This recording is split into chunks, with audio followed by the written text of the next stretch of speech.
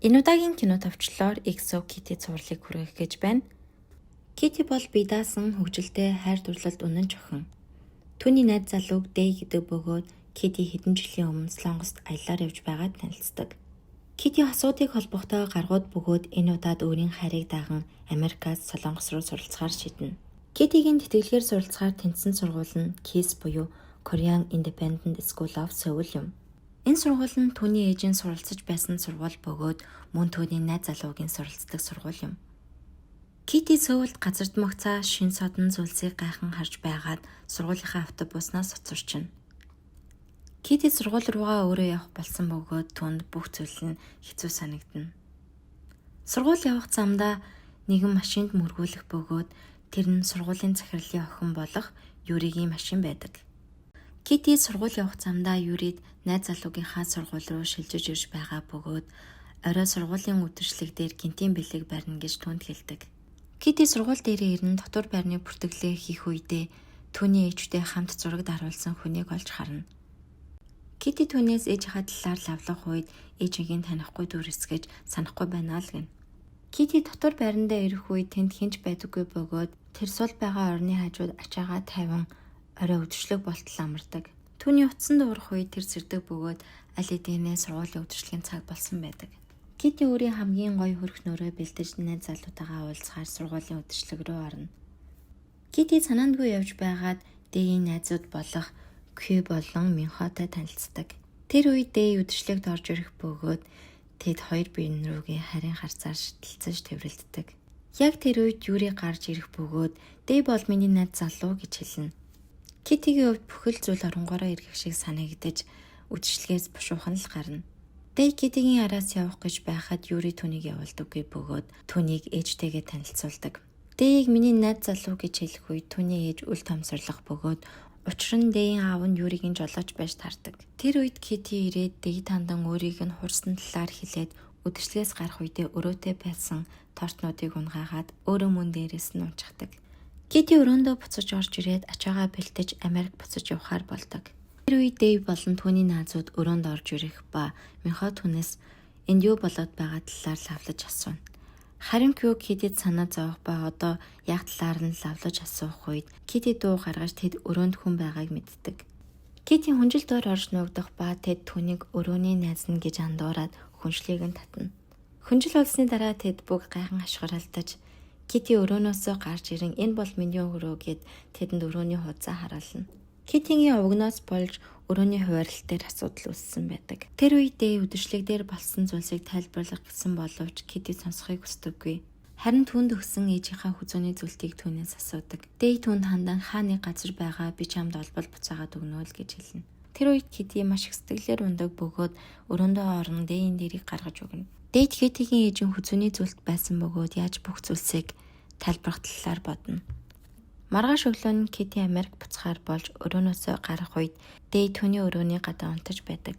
Тэр сургуулийн орчин харин ээж нь бас тэр газар зураг даруулсан байсныг харан энэ үед Day Kittyтэй ярилцах гээд өрөөнд нь ортол тэр аль эдийн явсан байдаг. Мөн энэ үед Юригийн аав нь ажилчдтайгаа ёс бус харилцснаас болж асуудал үүссэн байдаг. Харин Юригийн ээж түүнийг шийдвэрлэхийн тулд Day-ийг ашиглах санал гаргадаг. Day Kitty-гийн араас ирэн бүх зүйлийг тайлбарлая гэд үнсэх гэж байхад түүний аав нь нэрж яралтай ажилтай боллоо гэд түүнийг авч явна. Дахиад л Day бүх учроо тайлбарлаж амжилтгүй Юригийн аавтай хамт явдаг. Юригийн гэр бүл уучлалт хүссэн ярилцлага хийх ба энэ ярилцлагандаа Day-ийг оролцуулж байхыг түүний найзууд болон Kitty харан Юри болон Day-ийг хурамчаар болцож байна гэж гадарладаг. Дараагийн өдөр буюу анхны хичээлийн өдөр эхэлнэ. Минхо өөрийн эд зүйлсээ байрандаа авчрах бөгөөд энэ үед Kitty болон Минхо бас л маргалдаг. Энэ үед Day орж ирэх ба тэд ярилцахаар болно. Kitty өчигдөр юу болсон талаар асуух үед Day түүнд би бүгдийг тайлбарлая гэж байхад Q орж ирнэ. Бид хичээлээсээ хоцорлоо хурдан явъя гэдэл гарна. Энэ удаад мөн адилтай би бүгдийг тайлбарлана гэдэл тайлбарлаж чаддаггүй. Юри найз руугаа чат бичиж түүний талаар бодно. Юри энэ харилцаагаа гэр бүлээсээ нуухын тулд Day-тэй хоромчаар болцож байдаг. Хичээлийн өдөр эхэлж Kitty-тэй багш нь уулздаг бөгөөд түн давтлах хэрэгтэй хичээлийн дараа номын сан орж туслах сурагчтай давтлага хийгэрэй гэж хэлдэг. Цайны цаг болж бүгд хоолоо идэж байх бөгөөд өчигдрийн явдлаас болж хинч Кититэй хамт суухыг хүсдэггүй. Тэр таньгаар нь өрөөний хамтрагч болох Кюгийн хажууд очин сууна. Кю түүний сэтгэл санааны талаар асуух бөгөөд харин Китигийн хувьд тэдний харилцааг хуурамч гэдэгт итгэсээр байдаг. Кити Кюгийн үйл хөдлөл болон харцыг нь анзаардаг ба Кюг ангийнхаа нэгэн залууг сонирхдаг гэж мэднэ. Дараагийн хичээл орох болж Кити ангид орж ирэхэд Минхогийн хажууд л суудал байдаг. Тэд хоёулаа хоёр биедээ дургүй учир нэг нэгнээ надад бүсаад бол өөр газар суу гэж маргалтна. Кити тоглоомоор түүнийг Puppy Baby гэж ангиар нэг тараа. Китид нэгэн санаа төрөх ба хүүхдүүдтэй байраар сольж Кюг шухааргатай залуутай хамт суулгадаг. Китигийн хичээл таарж тэр номын санд ирнэ. Түүний туслах сурагч нь Дэй байх ба тэд хамт хичээл хийнэ. Дэй түүнд бүгдийг тайлбарлах гэж байхад дахиад л Юри гараад ирнэ. Юри түүнд хандан нууцаа битгий задлаарай, тэр Минхог Puppy Baby гэж сургуулаар нэг тараасан байна гэж хэлдэг. Дэй түүнийг сонсон Кити дуралдаг ба нууц хадгалдаггүй, хоёлаа тохирохгүй юм байна гэд түүнд ээжийнх нь хүзүүний зүйлтийг буцааж өгдөг. Кю түүнд хачаагаа цэцлэгтэн тусалж байх ба түүний ээжийн дэвтэр завсрах хүүхдийн төрсний бүртгэлийн хуудсыг харна. Түүний санд чи Солонгос төрсөн юм уу гэж асууна. Кити түүнийг харан түүнд маш сонирхолтой санагдана. Учир нь Кити Америк төрсэн бөгөөд түүний ээж нь хизээч Солонгос төрж байгаагүй. Кити багштай хэлж өрөөгөө сольсон ба түүний шинэ орсон өрөөнд жинхэнэ балгацл гэсэн үг. Өрөөний хамтрагч нь маш бохир суудаг бөгөөд өдөр шөнөгүй тоглоом тоглож стрим хийдэг. Кити өрөөндөө амарч чадахгүйгаас болоод хичээл дээрээ унтаж багшаасаа өрөөгөө солих талаар гуйна. Харамсалтай энэ семестр дуустал ямар ч сул өрөө байдаггүй. Нэгэн шинэ өдөр эхэлж Кю сургуулийнхаа клубтэй халахалт хийхээр шийднэ. Харин тэр үед Минхо хамт явахыг туссан бөгөөд тэр үед Кю түнд хандан энэ удаад яваад хэрэггүй л гэнэ. Алхалтын клубын сурагчид сунгалтын тасгалаа хийж явахаар бэлдэх үед Дэй болон Минхо ирдэг бөгөөд тэд хамт алхахаар болдог. Кити Дэйд хандан ээжнээ сурж байсан мөн ээжнээ төрсөн талаар хэлхийг хүссэн ч мөн л бүтлгүүтнэ. Кити уулан дээр гарч ирэн мөн л ээжигээ дурсан бодно. Түүний ээж нь Китиг бага байхад нас барсан байдаг. Юри Китигээс түүний зургийг дарж өгөхийг хүснэ. Кити тэдний зургийг дорж байх үедээ ээжийнхээ төрсэн эмнэлгийг харан шууд л эмнэлэг рүү гүйдэг. Эмнэлэг тэр нь мэдээлэл авах гэсэн боловч тэр үеийн мэдээлэл байдаггүй. Түүнд нэгэн санаа төрж архивын өрөөнөөс мэдээлэл авахар болно. Эцэст нь тэр ээжийнхээ төрсэн мэдээллийг олдог бөгөөд ээж нь төрөөд хүүхдээ Австрали улс руу өргүүлсэн байдаг. Кю таалагддаг залуутайгаа хамт кино үзэх гэж байсан бөгөөд Минхо гарч ирэн энэ бол манай ээжийн тоглосон кино гэд тэдний бүх зүйлийг нь сүтгэждэг. Минхо Дэй хоёр ярилцах ба сүүлийн видео болгоод байгаа талаар асууна мөн өөрийнх нь нууцыг Китид хэлсэн талаар ярилцсан. Энэ үед Кити орж ирэн Кютэй уулзаж эмнэлгээс авсан мэдээллээ ярилцсан. Тэр багшаагаа өөрийнх нь ах гэж бодож байгаагаа хэлгээд Кю түнд хандан маш олон Солонгос хүүхдүүд Австрали улс руу өргүүлдэг биш байх магадлал ихээ л гэнэ. Энэ үед Дэй болон Минхо өрөөнд орж ирж түүний өрөөний охин Китиг унтаж байх үед стрим хийсэн видео үзүүлдэг. Тэгээд Кити өрөөнөөсөө гарч Кютэй хамт нэг өрөөнд байхаар болдог. Кити Дэйн найзуудтай амьдарч эхэлсэн ч Дэйтэй уулзраа олж чадаагүй байдаг. Кю болон Кити нар түүний багшийг ах нь гэж бодож тэр талаараа ярилцсан.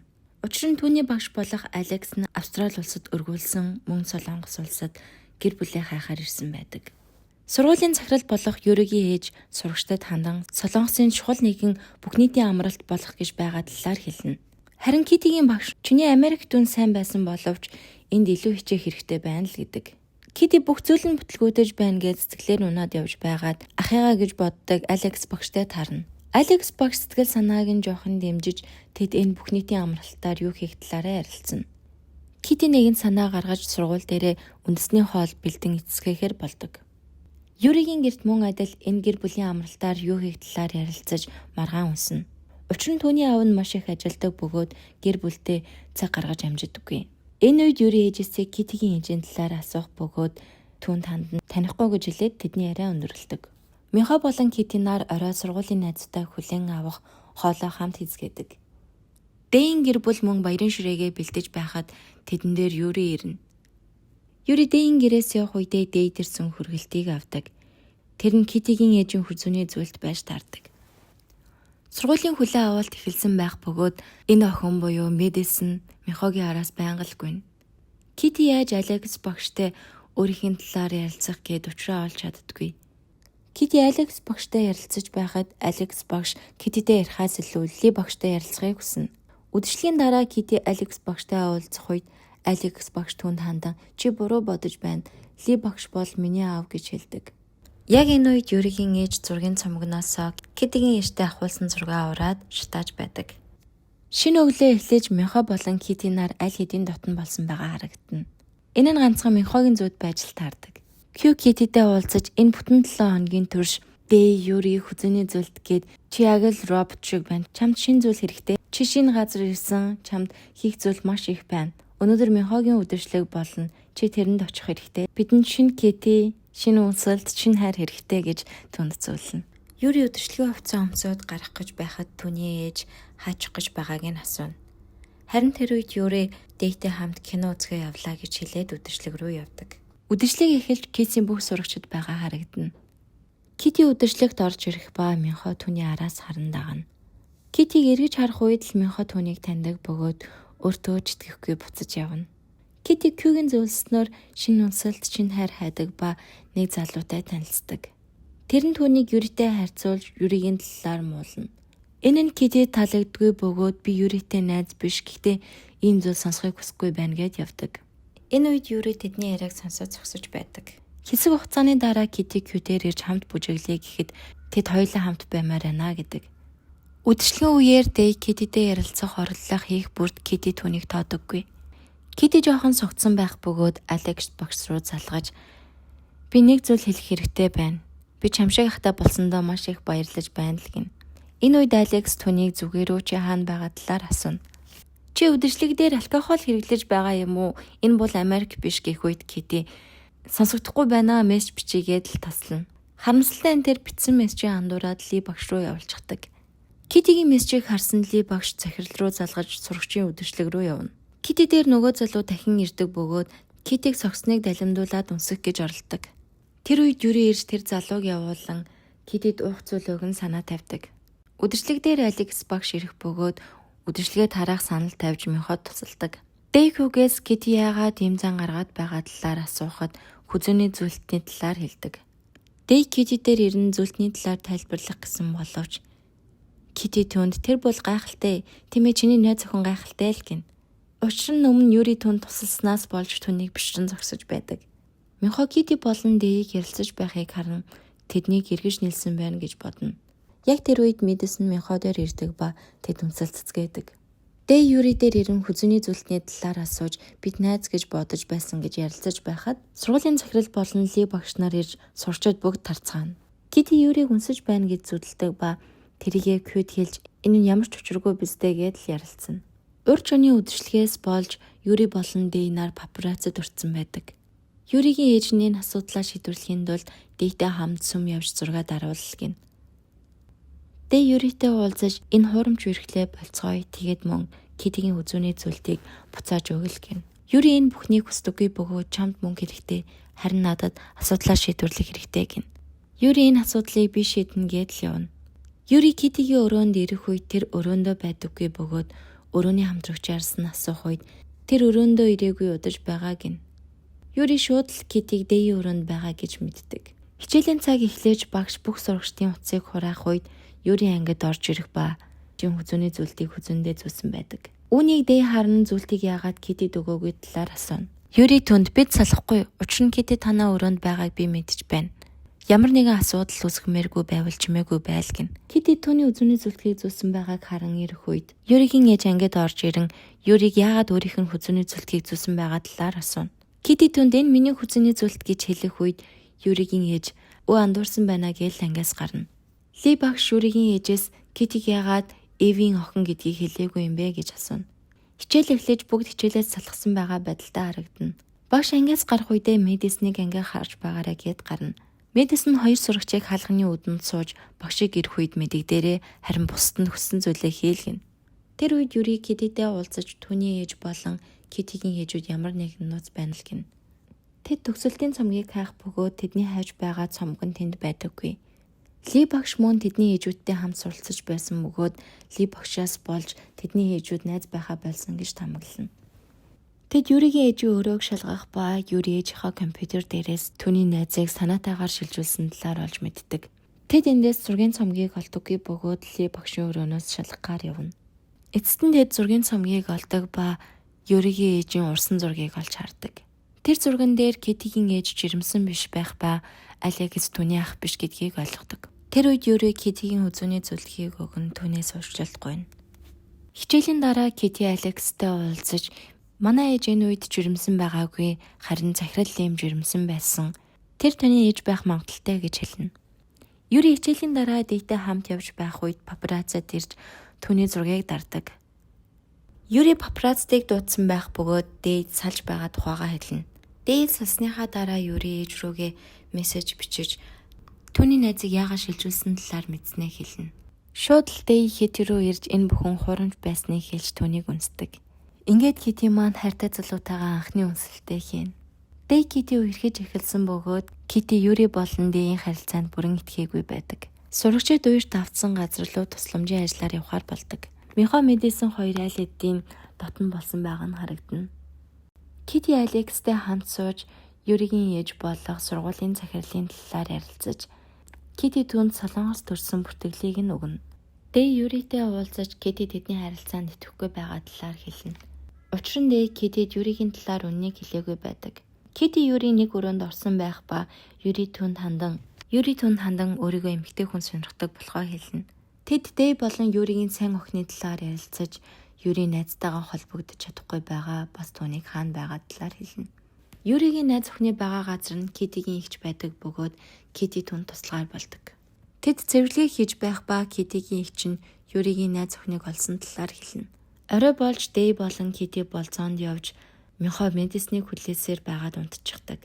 Медиснийг ирэх үед тэр яагаад утсаа авахгүй байсан талаар нь асуухад бид найзууд байсан зүгээр байх гэхэд Михо түүнээс чи надад сайн байсан үстэй гэж асуухад тиймээ би маш их сайн байсан баяртай гэдэл явчихна. Дэй Китид хандан үдшилэг дээр өөр залуу үнсэх гээд хайж байхад чинь надад маш хэцүү байсан. Энэ нь хайр байх гээд түүнийг үнснэ. Болзооныхаа дараа Кити байрандаа ирж Юрийг найз охинтой нь яриулах ба гэнт Китид нэг л сонирн мэдрэмж төрж түүнийг алдаж байгаа юм шиг санагдана. Дэй болон Кити маш аз жаргалтай харагдана. Алекс багш захирал Лимтэй уулзах бөгөөд түүнд өөрийнх нь хүү болохоо хэлнэ. Би танд гомдохгүй байна, учир нь би гайхалтай хүмүүст өршлөгдсөн гэдгийг хэлж түүнд Китигийн өгсөн төрсний бүртгэлээ өгнө. Захирал Лим гэртээ ирж нөхөртэй хандан үнэн дээр би хүүтэй 16 настай байхдаа гаргасан. Манай Америк найз надад тусалж өөрийн нэр дээрээ бүртгүүлсэн гэдгээ хэлнэ. Тэр намайг хизээч олно гэж бодож байгаагүй. Гэтэл өнөөдөр надтай уулзсан. Би түүнийг илээ их мэдхийг хүсэж байна гэж хэлнэ. Түүний нөхөр тэр юу хүсэж байгаа юм хүсэж байгаа юм уу? Би эзээч юм зүйлийг л болгохыг хүсэхгүй байна. Түүнийг яралтай явуул гэнэ.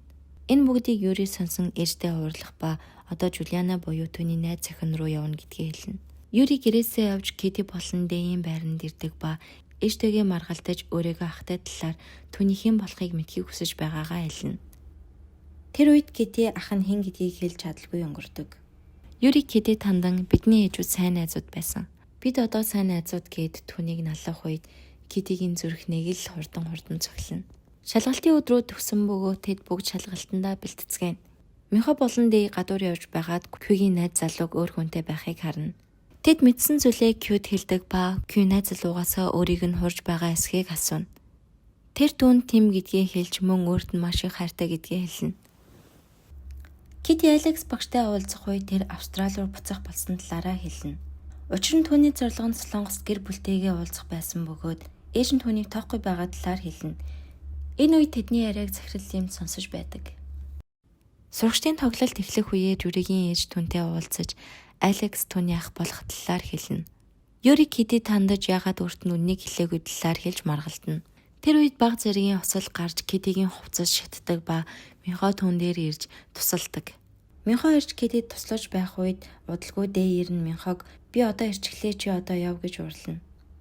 Дэй Китигээс энд юу болоод байгаа талаар асуух үед Кити түүнд би чамаас өөрхийн нэгэнд татагдаад байна гэж хэлнэ. Дэй шууд л түүнийг Михо гэж бодох ба Михо дээр очин чи яагаад ингэж байгаа юм бэ? Би чамайг найзаа гэж бодсон гэд уурлана. Тэр үед Кити ирж Михо биш гэдгийг хэлэн тэр хүн Михо биш харин Юри гэж хэлнэ. Би үгүй байх гэж маш их бодсон. Би эрэгтэй хүнийг сонирхдог ч гэсэн Юрийг харах болгонд би догдолдог гэж хэлнэ. Түүнийг сонссон Дэй би одоо ярилцаж чадахгүй нэгэд л явдаг. Захирал Лим Алекс болон Юрийг аван Ли багштай уулздаг. Алекс Ли багшд өөрийнх нь хүү гэдгийг хэлэх ба захирал Лим Алексийн талаар юу ч хэлээгүй байдаг. Кити аав руугаа залгаж өөрт нь юу тохиолдож байгаа талаар ярилцсан. Китигийн аав нь маш их сандарч юу болоод байгаа талаар лавлана. Кити аавдаа Дэйтэй муудалцсан. Учир нь тэр нь Юриг их ангийнхан охин таалагдж байгаагаа хэлнэ. Аав нь түүнийг сонсоод тайвширч миний охин эрүүл сарвал байгаа бол бүх зүйл зүгээр. Чи зөвхөн ахлах сургуулийн 17 охин настай. Бүхнийг сонирхож бүх зүйлийг хийхийг хүснэ. Бүгд зүгээрээ чи бол хамгийн хүчрэхийг хамгийн ухаантай охин аав нь охиноороо бахархаж байна л гин.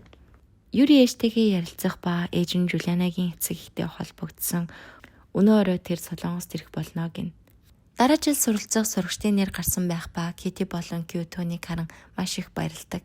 Харамсалтай нь энэ нь хөвгүүдийн дотор байрны коридор байдаг бөгөөд дотор байрны багш гарч ирэн Китиг яагаад хөвгүүдийн байранд байгаа талаар лавлана.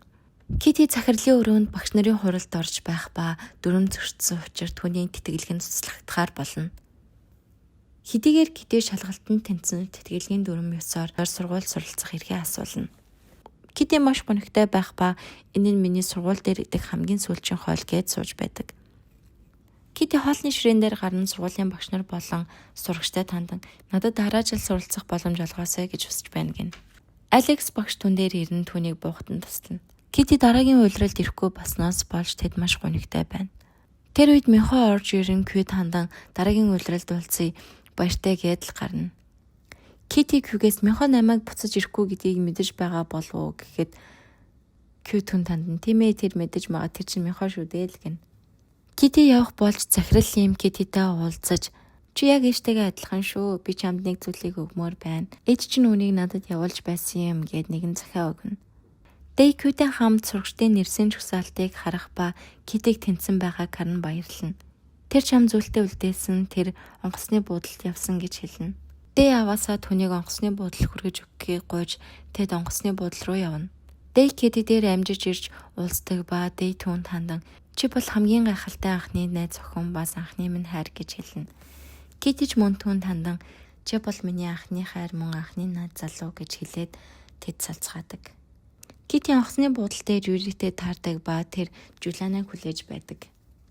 Кити онгоцонд сууж захирал Лимийн өгсөн загтлыг унших ба түүн дээр Саймон гэх залуугийн талаар дурдсан байдаг. Кити Саймон гэдэг нэрийг хараад их л сонирхож түүний талаар илүү мэдхийг хүснэ. Китигийн хажууд сууж байгаа хүн Михо байдаг бөгөөд тэр бас мөн Лас Вегас явж байдаг. Михо Китигээс Дэйтэй юу болсон талаар нь асуухад тэр "Ти салсан" гэдгийг хэлэх үед Михо Кити тандан "Би чамд сайн, баг зэрэг, аль эсвэл маш их гэдгээ мэдэхгүй байна" гэж хэлээд X of Kitty зурлын 1-р бүлэг дуусдаг. Энэ үрдэл үзсэн та бүхэндээ баярлалаа. Сувгийг маань дэмжиж лайк болон subscribe хийж туслаарай.